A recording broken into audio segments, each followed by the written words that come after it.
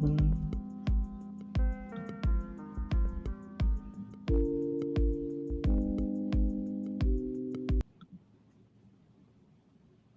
MLB Gambling Podcast on the Sports Gam Podcast Network is brought to you by Untitled Fantasy. You can win up to 325 times your entry with our new Pick 8. Sign up with the promo code MLB SGPN, claim your special pick, and a first-time deposit offer up to $250 in bonus cash. Untitled Fantasy, promo code MLB SGPN.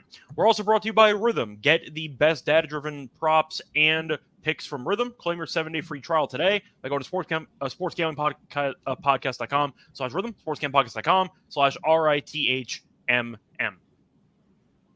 And welcome, everybody, to the MLB Gambling Podcast here on the Sports Gam Podcast Network. It is currently Friday afternoon, roughly 5 p.m. Eastern Time on June 7th. I'm your host for this one, Scott Reichel, once again joined by Lonte Smith. And together, we are going to preview the Saturday games for baseball in the MLB. A lot of baseball, not just in the majors, but also in college. I know we were talking before about Florida State burying UConn today. A lot of games, though, including one game not in our country. We got a game going on in London. In the UK, I mean. So, should be fun. Either way, though, Lonte, how's it going with you? Pretty good, man. Good Friday. Got some good baseball this weekend. Got the finals Sunday, man. Hockey's tomorrow, right? Game one? Yeah, game one, I believe, is tomorrow. Yeah, man. You got tennis, so yeah, I'm fired up. Let's get to it. Yeah, I wanted to make sure, by the way, I said London initially. It is in London, right? Yes. Okay, just making sure. So, that's going to be the first game we're going to talk about in a second. Besides that, though, I do want to briefly talk to you about some overall maybe news or some takeaways that you've had over the last day or two. I know as Yankees fans, we're both pretty happy right now. Kinda. The win yesterday had some bittersweet attachments to it because Juan Soto injured his forearm. He left early, and we'll see what the story is. What's your level of concern at? Because right now the Yankees are the best team in the league record-wise, and according to, if you just combining offense and defense, they've been the best team in the league. What's your concern level with Soto? And, of course, you got Garrett Cole coming back in a bit. Yeah. Well, so I just saw an alert come across my screen that was saying that it's no inflammation. They're not putting him on IL. So, I mean, that's a positive. Now, I mean, you know, things can change. Of course, I think the x-rays were negative, so that's a positive. But I mean, I'll be interested to see, especially in this series where we'll be facing some solid pitchers, to see how, you know, the lineup change kind of alters what they do offensively. Because like you said, it's been over like a month and a half, and they've been, you know, hitting the ball pretty well, especially with that lineup with going Soto Judge. So yeah, I'll be interested to see. I think one thing is not going to change is the pitching is always going to be there. It's just, can the bats, you know, kind of stay in line with Soto being out for a few series, hopefully at least 2 series, or at most 2 or 3 series. But yeah, I mean, I'm not as concerned being that I just saw that. But prior to that, I was like, oh man, here we go again. The injuries are going to start, and next it'll be Judge, and then next it'll be Stanton, and then it's a kind of snowball effect. So got some good news today. So yeah, hopefully we can keep it going with that good news, and he can progress and get back in the lineup as soon as possible. Yeah, one thing I do want to add, by the way, about the Yankees, they are playing on Saturday against the Dodgers. Should be a very fun series. So hopefully Soto ends up suiting up for those games. I did see one thing, though, about the Yankees gift shop or gift store in the actual ballpark for the games tonight. The Yankees' actual gift stores, or whatever you want to call it, in the actual memorabilia selling overall stores in the Yankee Stadium, they're selling Ohtani jerseys. What? Is that fair or foul? Foul. What the fuck is going on? I know they're selling in a place like New York that prides themselves. It was worse. They had a hat. God. They had a hat with Judge's number and Ohtani's number on both sides of the hat. There's got to be an MLB call, though. It can't be just a Yankee thing. It's got to be an MLB call to market 2 of the best teams in the MLB. You want to market it up. I would guess. I'm just gonna say, as a Yankee fan, that's what it is. The MLB made that call. Like, hey, we gotta get this. We gotta get some eyes on us this weekend with this big series coming up. So I'm gonna give them the benefit of the doubt. But overall, foul. They might as well sell bobbleheads. Sell the Ohtani, Freeman, Betts bobbleheads. If they're gonna do that. I just know that I saw that. So if you do want to get yourself an Ohtani jersey, go to Yankee Stadium at some point this weekend. They have Ohtani jerseys, which I think is kind of absurd. But I wanted to mention it. Thought it was funny. Wanted to say it before I forgot. Either way, though, before we get into any of the actual previews for the Saturday games, do want to remind you once again that we have a great contest going on from the Hockey Gambling Podcast, guys, because the Stanley Cup does start tomorrow, and they have a contest, a Stanley Cup contest with a $100 cash and a $100 gift card grand prize. Go to sportsgamebox.com/Stanley Cup to enter. Now, getting into the actual games, starting off with the first game on the slate. Said before there's an international game, the only 1 p.m. start time. So they are trying to give it a little bit of extra eyeballs since it will be on Fox in a standalone game. It is in London Stadium, so it's obviously going to be in London. You have Ranger Suarez, though, is pitching, which is a good sign after he left, I believe, last weekend's game with a line drive off his arm. They pulled him in a precautionary measure. I think that was against the Cardinals, and it turns out he's fine. So nice to see him back as the probable NL Cy Young favorite right now is still healthy, which is a good sign. Manaea, though, is pitching for the Mets, and he's been pretty good this season. 3-2, 3.63 ERA. Suarez, though, 9-1, 1.7 ERA. He's been a monster. Phillies are -155. The Mets are +135.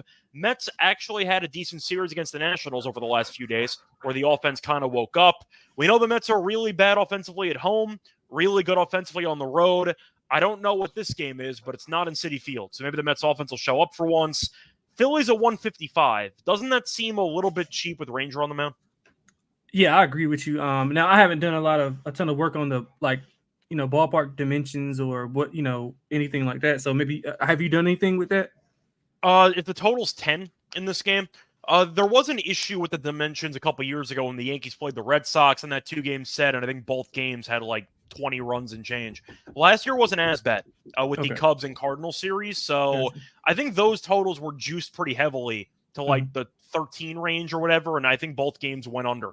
So the total in this one's at 10, so they're starting to adjust a bit, but the dimension should still be pro-hitter, but not as crazy as that Yankees-Red Sox series from like 3-4 years ago. That was an all-timer.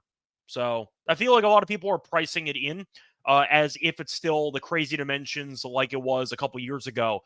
It's not as bad, but it's still hitter-friendly. Yeah, so basically I'm looking at Philly here. I think that it's too short, and I think that maybe it's priced in because they want to, kind of see how Suarez does look after taking that ball off the thumb. He basically he threw 5 scoreless in a meeting versus the Mets earlier in the year. Only 4 hits allowed. 3 of his last 5 starts, he's not allowed a single run at all. But Manaea's been okay as well.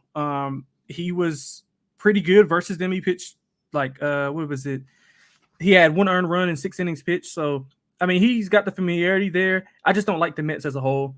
Suarez, anything 150, 155 or lower, I think you got to lean that way. I think the Phillies offense will travel. Don't trust the Mets at all, especially not in a, overseas game where, lack of focus is there. They're already not focused in the States. So I'm not sure how much not sure how much you can give them here as far as an advantage. So I like Philly. I think they get it. I'll go with the first 5 as well. First 5 full game.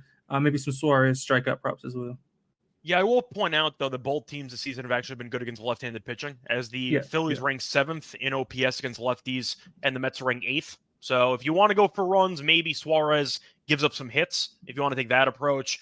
I think Manaea is going to struggle, just based on Phillies' overall numbers against lefties this season. Also a weird environment in a different continent, different stadium. I am kind of wondering if the pitchers might struggle a bit early on. So I think I'm going to lean to Philly in this one. The Mets were good against the Nationals. I give them props there, but I do think that the Phillies should get the job done with Ranger on the mound. And for the total, I really don't have much. You can probably tell in play, just looking at the first inning or two, how the game's going to play out. But I think I'm going to lean under, but not by a lot. I think it's going to actually be close to 10, but 10 feels a bit high with Suarez. So I do think the Mets can maybe find a way to 4 at some point in this game. Maybe, but I have a hard time trusting them on a regular basis. So I'll lean under, nothing that strong. I see 10s, but I do see a 9.5. So if you want the 10, you might want to take it now. Either way, though, point is moving on to the next game, looking at a matchup between the Braves and the Nationals. For this one, you have Morton taking on Gore. The Braves are -135. Nationals are +115. Gore this season does have the better numbers ERA-wise than Morton. Both of them are in the 3s, though, so not much separating. But if you want to go through Gore's last couple of outings, he was in very good form. Then last start, not so much. Last start, he got shelled, gave up 6 runs against the Mets. So we'll see if that's a one-off or if that was some regression that was overdue, and he ended up getting shelled. Morton, though, we know can be up and down at his, I'd say, veteran age in the league. So you can kind of expect him to either pitch very well or to get occasionally roughed up. But for this matchup, the Nationals got buried by the Mets at home over the last few days, while you're looking at the Braves, who've been kind of hovering. I think that's the word I'll use. They had a decent series against the Red Sox, winning 2 out of 3. But as a whole, of course, there are a lot of worse with Acuna being out. Where do you want to go for this one? Because the Nationals actually did very well against the Braves about a week or two ago. Yep. The Braves did win the series opener 5-2 yesterday. So I guess the question is, do you want to lay 135 with the Braves, or do you want to take Gore plus 115? No, I'll take Gore. I'll lean that way, but I like the under even more, man. Atlanta's under in 17 of 26 road games this season. They've been an under team. Washington's been an under team all season. Washington's also, while they have been feisty at times, they've struggled as of late. Their offense at the top of the list, 3 runs or less in three straight games. 3 of the last 4 meetings have went under for both of these teams. The average game total finished at like 5.5. So that's just going ahead telling you they're not scoring at all in that span. And Gore, I mean, he dominated the Braves in Atlanta. He had 10 Ks, 1 earned run in that span. And Washington murdered Morton in that spot, 8 runs, off of 12 hits. I mean, he bounced back versus Oakland, but that was Oakland. I think we see a low-scoring game here, Scott. I would go with a first 5 and full game under. I'd lean to Washington as well in both of those instances, but I do think the familiarity's there. Don't trust Atlanta's offense right now until they get some things fixed. I think Gore is in better form right now, so I'll take the dog, but I love the under, though. Yeah, so I'm going to lean to Atlanta. I think the Nationals are just in the middle of a massive skid, so I don't really want to back them right now. I would lean to the under, though, as well. I think 8.5 is too high. We saw the first game of the series end 5-2. I kind of see a similar story here. Give me Atlanta like 4-2 if I had to go with some type of score prediction, but I agree with you about the under. I would lean to Atlanta, though. The Nationals, you could argue, overachieved up to this point because they were around 500. It has not been pretty for the last week and a half. So I'll fade the Nationals, but I am going to go with the under in that one. Moving on to the next game, you have the Twins after getting buried by the Yankees again for about the 22nd straight year. Taking on the Pirates, and we have no lines because we don't know who's pitching.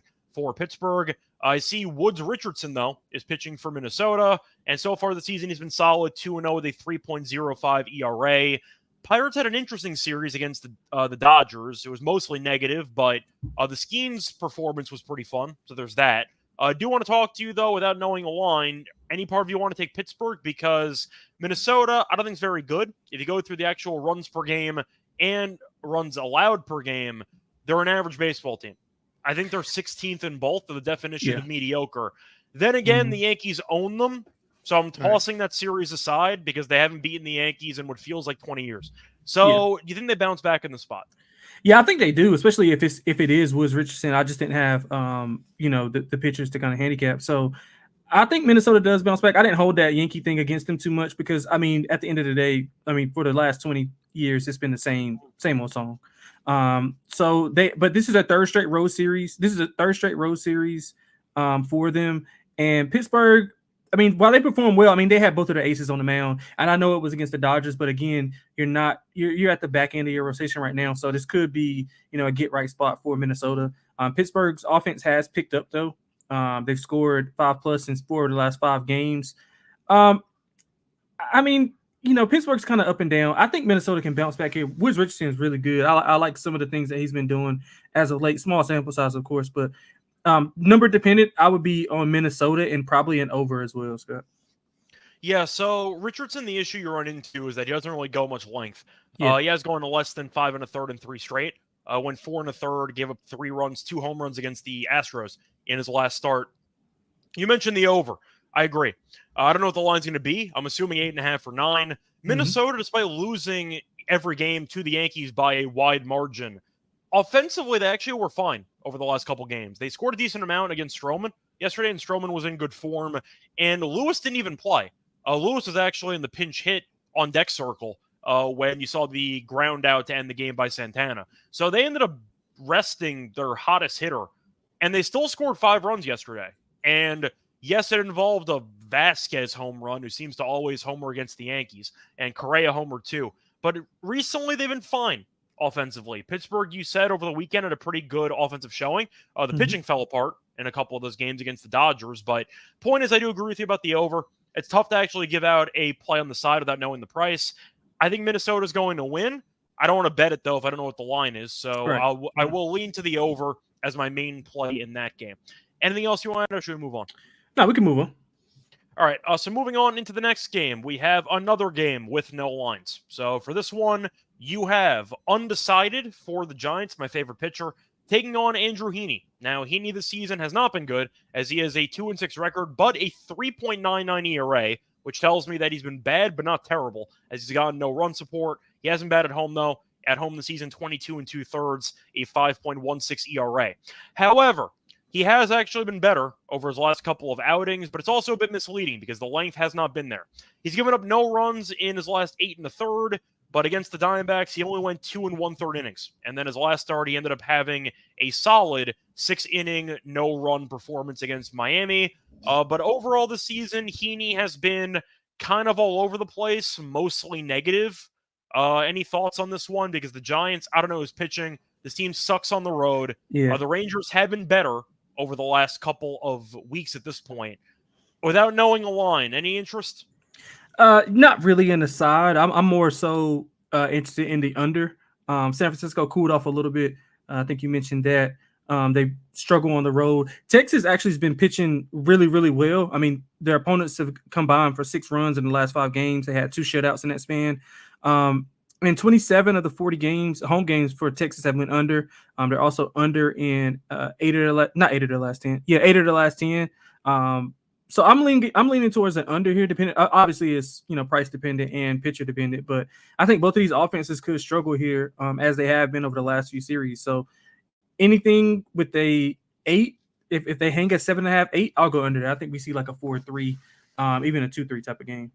Yeah, so I am going to point out that the Giants do rank 9th this year in OPS against lefties, so maybe they will be able to get to Heaney. Something to keep in mind, they've not been good offensively, though. They were another team the Yankees swept over the last week or so. But I do think for this matchup, I'm going to lean to Texas. I just think they're starting to play better baseball. They dodged a bullet about a day or two ago because Seager hurt his hamstring. He will not go on the IL. Yeah. So he might actually play in this game. He's going to be missing the game on Friday, but he might play in this game. So with Seager's injury history, I thought he was for sure going on the IL. But luckily they avoided that one. So we'll see if Seager is able to suit up for the lineup, but in the lineup for this game. Point is, though, I am going to go with Texas. Michael's commenting that it might be Spencer Howard, who I think is awful. I remember when he was a top prospect for Philly, and he's terrible. Didn't he used to be on the Rangers? I'm not 100% sure. What year was that? Was that 20? I think I was in college at that point. It was like 20, I want to say it was on Texas. 2015? 2016? I think it was a little bit later than that. I think it might have been like 2018. I want to pull that up quickly. Yeah, he was on Texas. So he was on Philly from 2021 to 2022. Then Philly realized, damn, this guy sucks. Texas picked him up. He had an ERA north of like 9 in his 2.5 years in Texas, and then he went to San Francisco. However, in San Francisco this year, he has had 8 2/3 innings and given up just a total of 2 runs. So with Texas, though, he had an ERA basically of like 8. I don't know if it's turning it around, but the point is he has familiarity with this ballpark, if that means anything to you. It doesn't mean anything to me because he sucks in this ballpark. So I'll go with the Rangers in this one. But a Spencer Howard revenge game is pretty fun.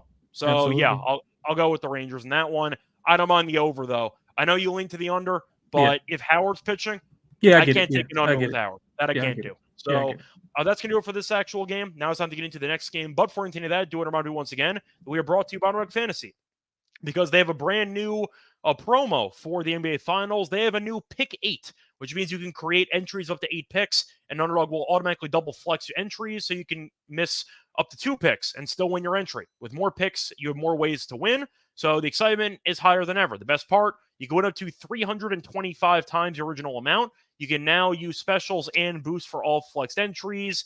Personally, for my Pick 8 in Game 1, I had Josh Green, higher half of 3. Never in doubt. 58 seconds left. Drained his only 3-pointer attempt of the game. For this one, Lonte, I'm going to ask you, I'm not sure if I want Luka rebounds or Tatum rebounds.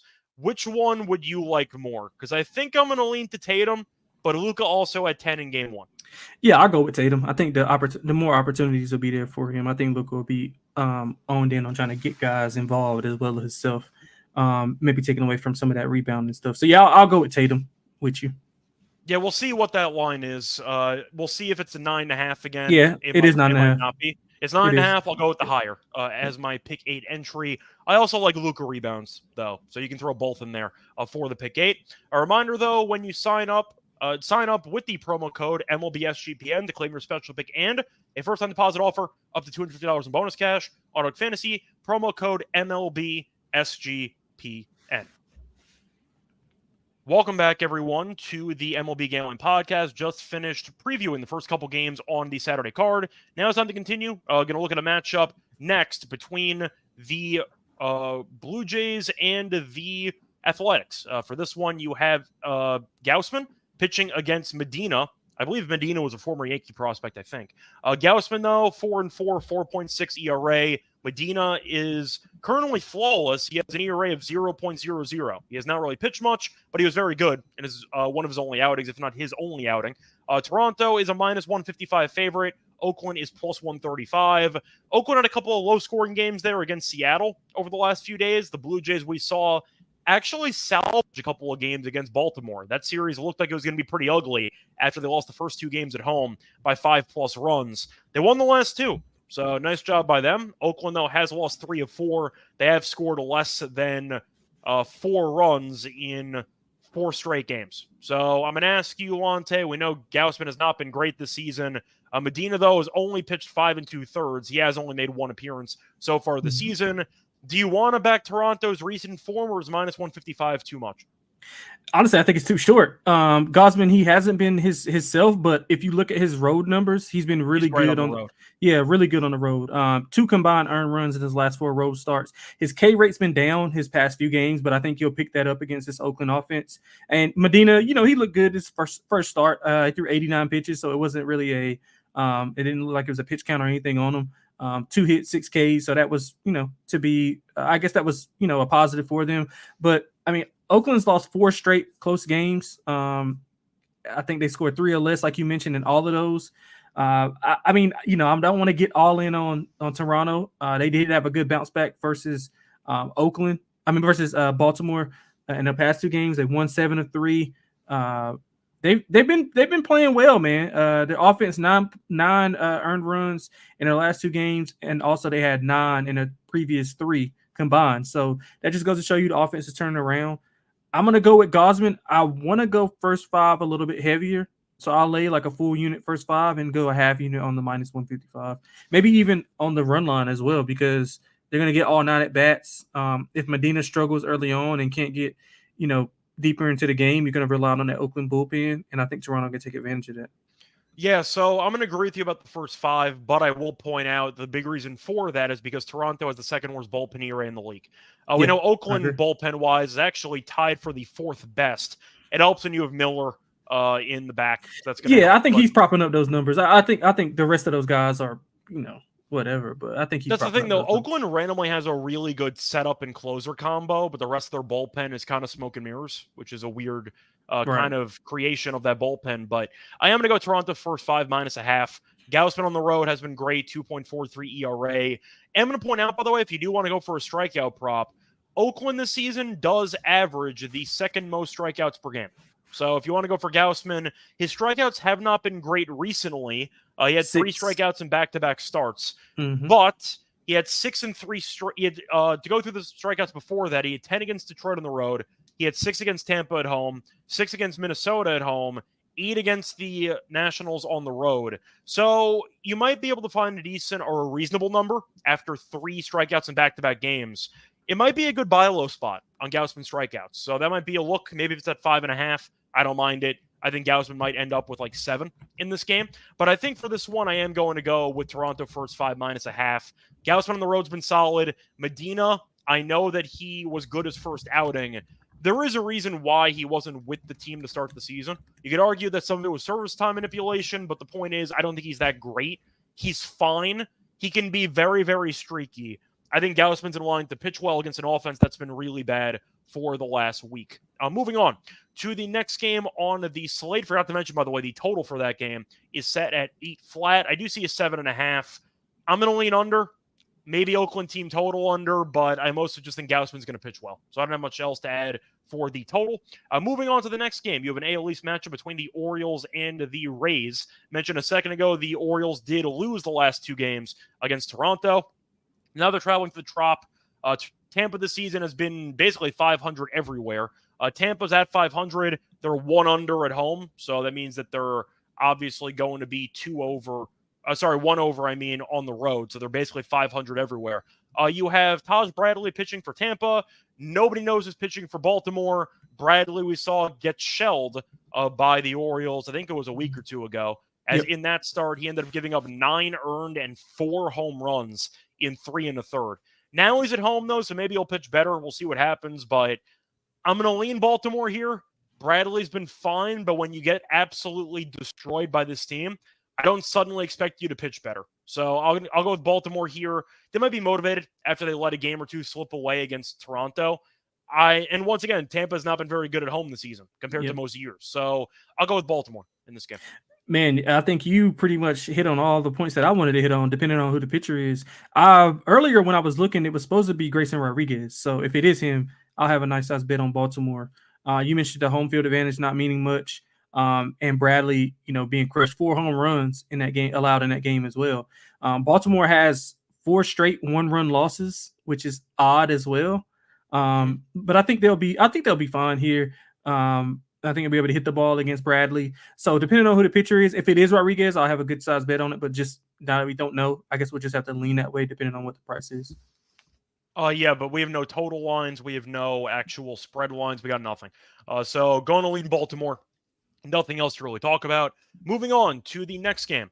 You have the Red Sox against the White Sox. For this one, the Red Sox are around -225. White Sox are around +190. Over-under in this game is set at 9. You have Bello against Nastrini.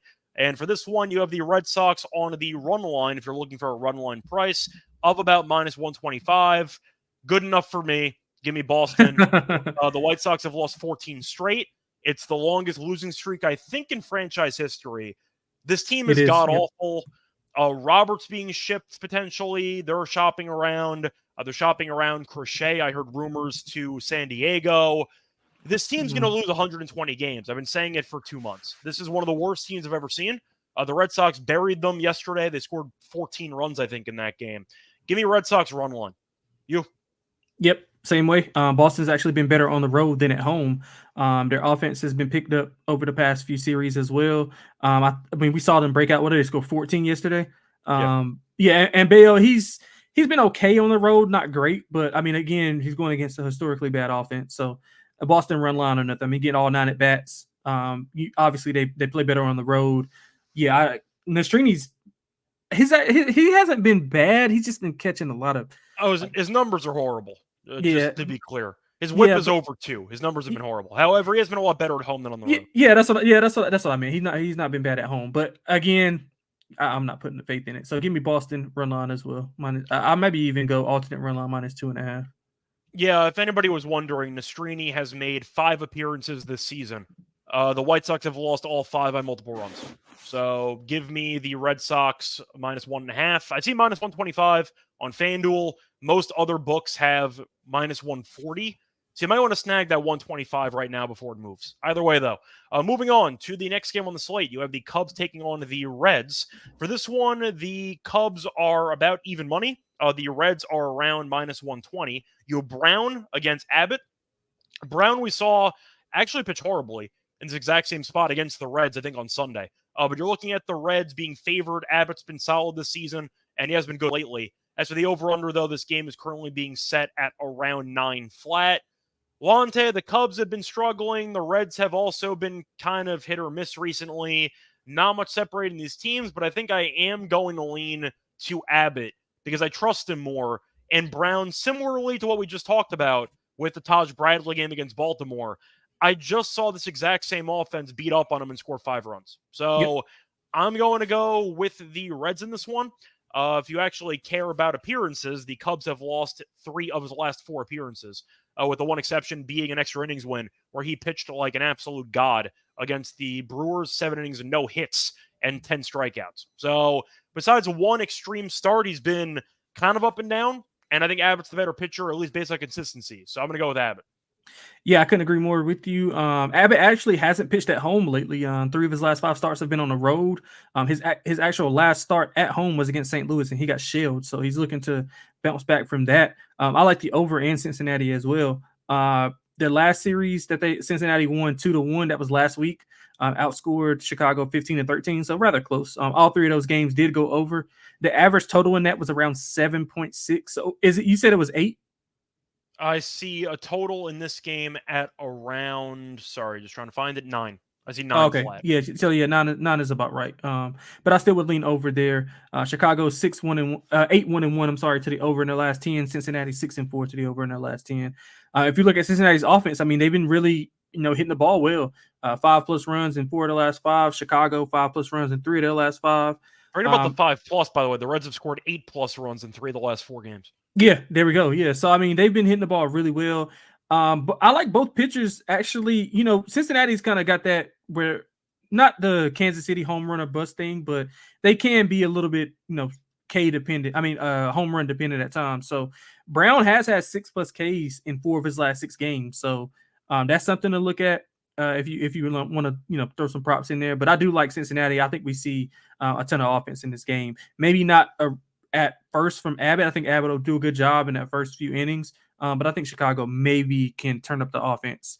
If I'm not mistaken, Chicago should be in the middle of the pack, maybe above average hitting lefties, if I'm not mistaken. Well, Trevor's mentioning that in the last 3 weeks, the Cubs have been abysmal against lefties. Okay. Overall, I think they've been about average, though.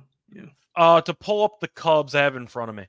The Cubs this season ranked 21st against lefties in OPS. So I think Abbott's the better pitcher right now. And as Trevor mentioned, the Cubs have been struggling against lefties. So give me the Reds at -120. I'll link to the over as well. Cincinnati team total over. Should be like 4.5. I don't mind that either. Moving on to the next game, you have the Brewers taking on the Tigers. For this one, the total is set at around...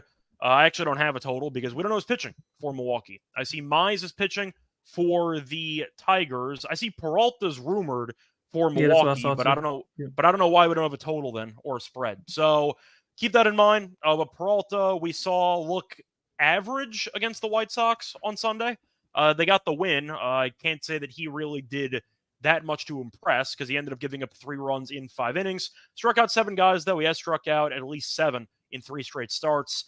As for the Tigers this season, I think we know what they are. They are a, I guess, decent team in the AL Central. Is that a fair statement? Like, they're not amazing, they're not terrible? Yeah, they're fine. They're just average. Yeah, just about average. Yeah, so that's kind of how I look at it. But to ask you about this overall matchup, Peralta, I think, is the better pitcher than Mize, at least based on long-term sample. But I do want to ask you, with the overall numbers of Mize this season being 1-3 with a 4.7 ERA, I don't know what the line is going to be, but I'm assuming the line's going to be a bit too cheap on Milwaukee. It seems like the odds makers have kind of disrespected Milwaukee for most of the season.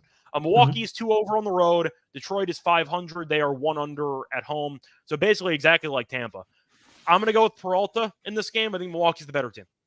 Yeah, I agree. I think we get the better pitcher. Peralta actually hasn't been... He's been a bit inconsistent as of late. He had allowed a home run in 4 straight. Before not allowing 1 in 3 straight, if I'm not mistaken. So he's cut down on that. Milwaukee's 2 runs in the last 3 games combined. Detroit 3 runs or less in 4 of the last 5. So I like the under in this game, Scott. Detroit returning home from a back-to-back road series. They did win the series 2-1 in April that they played. Milwaukee did outscore them though, so maybe that's a little bit of regression here. If it is a cheap price, I'll be on Milwaukee, but I love the under. 2 of those 3 games went under. Milwaukee's, okay on the road, and their offense is kind of cooled down from earlier. I know when we first started, like in the first month or so, Milwaukee's offense had been like on fire, and we were wondering what was going on, but it's kind of corrected itself now. I think we see a low scoring game here. I'm thinking maybe like a 4-3, 3-2 type of game. Yeah, I'm going to lean to the under as well. One thing that is worth mentioning is that both teams do strike out a lot. Yep. Milwaukee is averaging the 8th most strikeouts per game, and the Cubs are tied for 9th most in the league. So if you want to go for some strikeouts, that might be an angle. I mentioned before that Peralta has struck out 7+ in 3 straight starts. That might be the angle you might want to go with for Peralta to just strike out a lot of Tigers batters. Moving on to the next game. Forgot to mention, by the way, all these games are day games.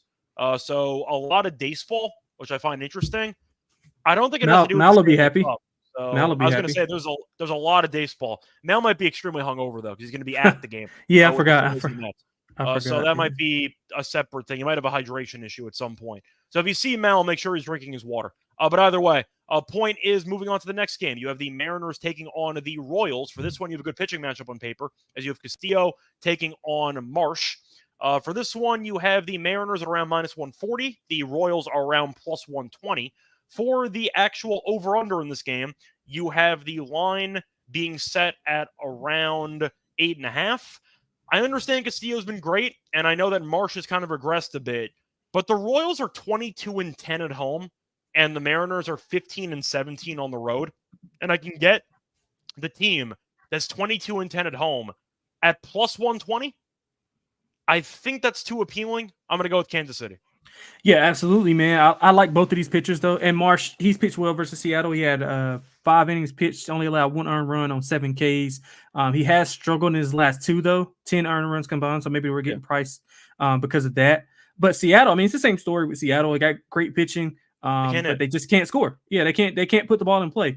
And although they've won 8 of their last 10, I mean, I think it's kind of opponent based. Kansas City's lost 7 of their last 10, but the quality of opponent has been way higher. And I do take that into consideration. But you mentioned it, 22-10 at home. They hit the ball a lot better at home. I just think that the quality of opponent that they face are kind of bringing down those numbers. Let's say if Kansas City just was 500 over the last 10, I think we would see a lot closer, like maybe like a pick'em game. You know what I'm saying? Because Marsh, I mean, he's been fine. I know he's allowed 10, but you got to take his overall work into consideration. And Castillo, while he started off shaky, he's been better. This is a nice lineup for Kansas City it's a good lineup for Kansas City, and I think he'll not struggle, but I think he'll be able to get some run. I think they'll be able to get some runs off of Castillo. So I like Kansas City first 5 in full game as well. Yeah, so the first 5, I'm going to disagree with you. I don't want to touch the first 5 here because Marsh, I don't know if I trust him or not. I just think it's a disrespectful price for a Kansas City team that's been this good at home. Castillo, though, has had 10 straight starts of less than 3 earned runs. Yeah. So he has been on like a Blake Snell run from last year. He's been incredible. So I understand why Seattle's laying 140. The issue is I don't want a team that can't score on a regular basis of -140. So I'm going to lean to Kansas City for the value. I'm going to lean to the under in the game. If I'm picking Kansas City to win, that means I am expecting Marsh to pitch relatively decent, but I do think that Castillo should pitch well based on his recent form. So I'm going to go with the under in this game. I think 8.5 is too high. I think Kansas City might find a way to steal it. I think for value alone, 140 is too high on Seattle, but I expect this game to be somewhere in the 4-3 range. So I'm going to go with the under in this game. Thoughts on the total? Yeah, I would go under as well. I mean, I like both pitchers. And although I do expect Kansas City's offense to kind of break out and be a little bit better, maybe just 3 or 4 runs here, and we don't get much from Seattle because I mean we haven't been getting much from them anyway. So yeah, I'm in agreement with you there. All right, moving on to the next game. You have the Rockies taking on the Cardinals. For this one, the Cardinals are laying a big number, as the Cardinals are around -185. The Rockies are +155. The over-under in this game is set at 8.5. You have Feltner pitching against Gibson. Gibson has randomly been decent this season, even though he was not the greatest against Houston his last time pitching. Feltner, though, has been an absolute lost cause, and he's been awful everywhere he's gone, whether it's at home or on the road. The Cardinals, I do think, are going to win this game, so I guess I'm leaning Cardinals run line, but there's no way that I could actually talk myself into the Rockies, who are 9-23 on the road, with Feltner pitching at +155. As much as I don't like the Cardinals, there is still a tier gap between these teams, and I do think that with Feltner allowing 18 hits and 13 earned runs, 15 runs total in his last 8 2/3, I think the Cardinals should be -200. So I'll go with the Cardinals -1.5. Yeah, I couldn't agree more with you. Obviously, don't want to back Feltner here. And Gibson was actually one of my dogs I hit last show against the Astros. He pitched pretty well against them. He only had 2 bad starts all year, Scott, I think, and that's pretty big. I mean, he got shelled in those 2 starts, but just overall body of work, he's been really, really good. Yeah. Feltner 5+ earned runs in 4 of his last 6 starts, 5+ in 2 of his last 3 on the road. I think St. Louis could get right here. They've cooled off. I think they had a stretch where they were, they won 8 of 10, and then they won like 6 of 10, and then they were going really well. I think that had to do a lot with opponent base, and we got another weak opponent here, so I expect St. Louis to stretch their legs and blow these guys out, especially after they took that loss. And they were pitiful in that first game. I think they only got 2 runs. I think they had 1 run and getting 1 hit in like the 6th inning. So I think the offense kind of breaks out over the next few games. Yeah, for the record, by the way, if you do want the Cardinals run line, you can get it at plus 128. Yeah, like that. So something to keep in mind. Moving on, though, to the next game. You have a matchup between the Guardians and the Marlins, and I don't have any lines on this game because we don't know who's pitching for Miami. You have Ben Lively, though, who's randomly been good this season, 5-2 with a 2.84 ERA against the pitcher who's going to be named later. For the Guardians, you have them being 40-21. Miami is 21-41. Miami's 12 under at home. The Guardians are 6 over on the road. Is it just that simple? Yep, it is. I think the Guardians in a get right spot. I think they're going to blast Miami all weekend. I do like the over, though. I think the over has some value whenever it's placed. I'm trying to see what the over is today because I'm pretty sure it'll be around the same number. Let me just make sure. I'm guessing with it being in Miami's ballpark, it's usually around 7.5 or 8. So it's 7.5 today. So yeah, I'm going over 7.5, man. I mean, Miami, they did, beat Cleveland last year in April, 13-10. They outscored them. Cleveland's performed really well on the road. 27, I'm sorry, and 12 as a favorite. 24 of 34 home games have went over for Miami. So, I mean, Lively's pitched well, like you mentioned. I think Cleveland's prime for a spot here to put up, 6-7 runs against Miami, and all we need is 2 or 3 for Miami. So I think we get over that. So I like the over. I'll be on Cleveland in some capacity for sure. Yeah, so I see that in the comment section, Michael's telling us that Roddy Minos is projected to potentially pitch in this game, who I don't know. I don't know who that is either.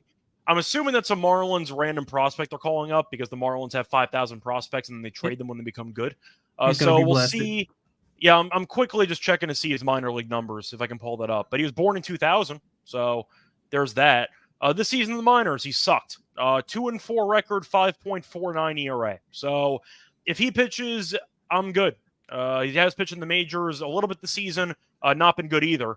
15 2/3, a 5.17 ERA. His career minor league record, by the way, is 16-23 with a 5.08 ERA. So makes me feel a lot better. Assuming that it's going to be Munoz on the mound, then you might end up seeing him struggle. So give me the Guardians in this one, if that's accurate. I like Lively anyway, so I'll lean to Cleveland, but that might be who's pitching for the Marlins in this one.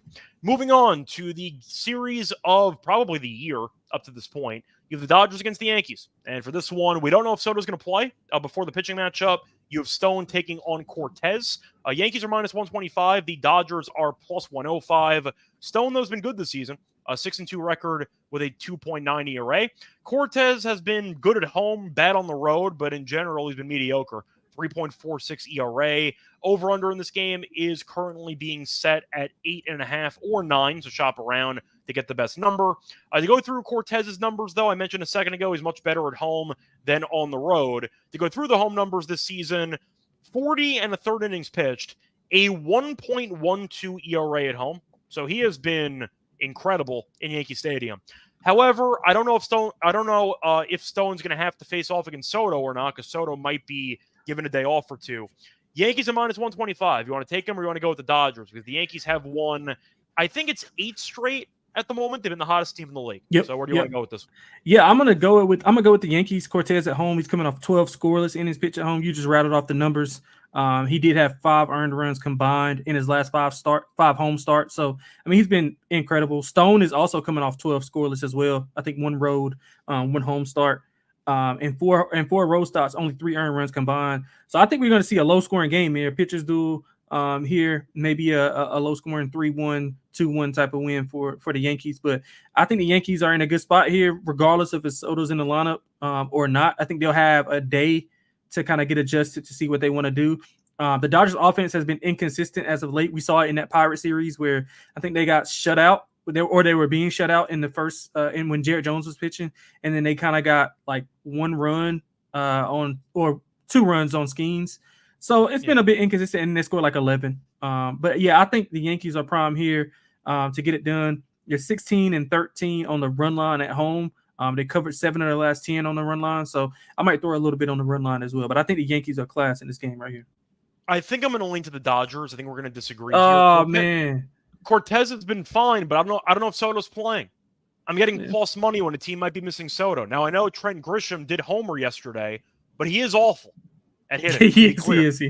And he's probably going to end up playing if you're looking at a spot where Soto's sitting. And Verdugo maybe got a little bit banged up yesterday, so we'll see what his story is. But the Yankees have some injuries to the outfield, and I do think that Stone's been solid. Cortez does not go much length, which can be an issue.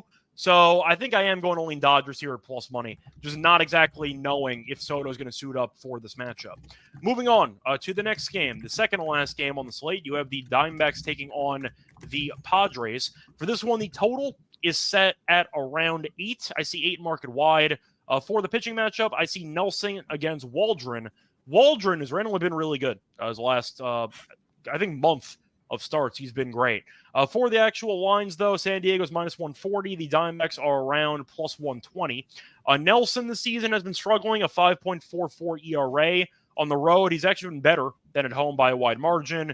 Was good last time out, though. Gave up 2 runs in 7 2/3 against the Giants. He has given up less than 3 earned in 2 of his last 3 starts. But Waldron has been fantastic recently. San Diego, though, can't hit. We saw them struggle offensively in the entire series against the Angels. Lonte, where do you want to go with this one? Because I like Waldron, but minus 140 does feel a little bit rich. Yeah, I agree with you. But you led me right into what I like. I like the under. San Diego's played in, 5 straight unders, have not scored over 3 runs in that span. They're under in 7 of the last 10 as well. And if you want to expand that even more, 19 of the 31 road games have went under for Arizona. And I mean, you rattled off Waldron's numbers, and for Arizona, who can't really hit the ball right now, I mean, I think it's a no-brainer here. I think we see a low-scoring game, much like we saw last night. I think it ended with 4-3 or 3-2, something like that. In which one, the San Diego game or the Arizona game? And maybe I'm thinking about another game. I'm sorry. Yeah, so San Diego lost 4-3 to Arizona. Yeah, that's what I was thinking about. Yeah, so I think we see a similar game, and I think they rallied late. San Diego rallied late and got those 2 runs. So I think we see a low-scoring game here. I think Waldron will be able to shut those guys down. I don't want to lay that big number, especially with the Padres not being able to hit and be consistent. So I'll take the under, and maybe even a first 5 team total under for Arizona. Yeah, I see Waldron has allowed less than 3 earned in 5 straight starts. You mentioned San Diego losing 4-3 last night. They have scored less than 5. They've scored less than 4 runs in 5 straight. It's a general rule of thumb. I don't care how bad the opponent is. If you lose more than 4 games in a row, I'm not laying money with you in baseball. It's not going to happen. There's too many games in the season to avoid or ignore streaks. And the Padres have been terrible. So I'm with you on the under. I'm not laying 140, though, with a team that's lost 5 straight that can't hit the ball. So I am going to go with the under with you in that game. I do think 8's too high. I think this game's going to end somewhere in the 3-2 range, if I had to guess. So yeah, I agree. I am going to go with the under with you in that one. Moving on to the last game on the slate, you have the Astros taking on the Angels. For this one, the Astros are favored because, of course, they are against the Angels. But for this one, you have a pretty interesting actual pitching matchup as you are looking at Brown against Anderson. For this one, you have the over-under being set at 8.5. And for the actual money line in this game, you have the Astros at minus 155. That's right, with Anderson, the ace on the Angels pitching against Hunter Brown, who has an ERA of 6+. The Astros are minus 155. Do you want to take Houston or do you want to back Anderson?